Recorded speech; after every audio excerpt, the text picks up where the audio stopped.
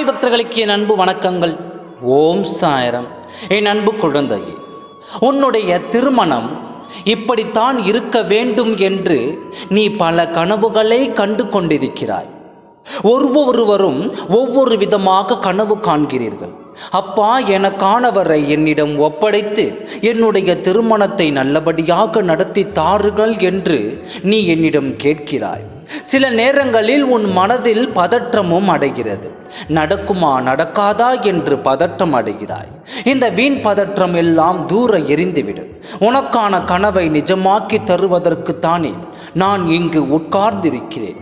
அன்போடு நீ எல்லாவற்றையும் என்னிடம் கேட்டுவிட்டாய். அப்பா, இதற்கு மேல் என்னிடம் கேட்க ஒன்றுமே இல்லை. இந்த ஒன்று தான் என் வாழ்நாள் ஆசையாக இருக்கிறது என்று சொல்கிறாய்.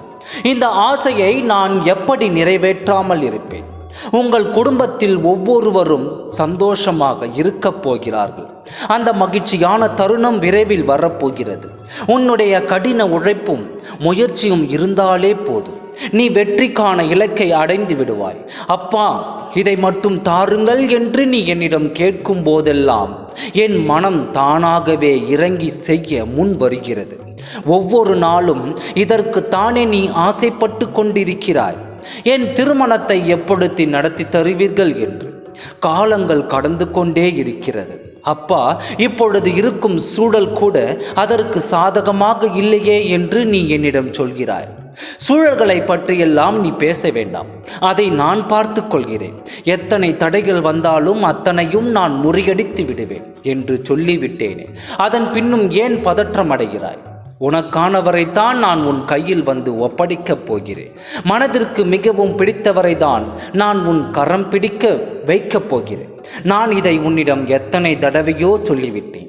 ஆனால் நீ இருந்தாலும் ஒவ்வொரு நாளும் நீ கவலையோடு தான் இருக்கிறாய்.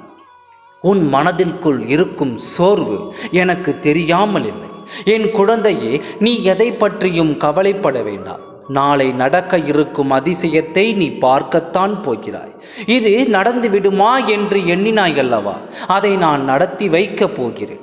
உனக்குள் தன்னம்பிக்கை பிறந்து புது நம்பிக்கையோடு இழக்கப் போகிறாய்.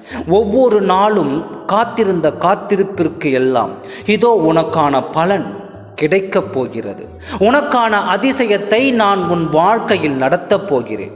எவ்வளவு நாள் இதற்காக காத்திருப்பது என்று என்னிடம் கேட்டாயோ அதற்கெல்லாம் விடை தரும் வகையில் உன் திருமணம் நடக்கப் போகிறது.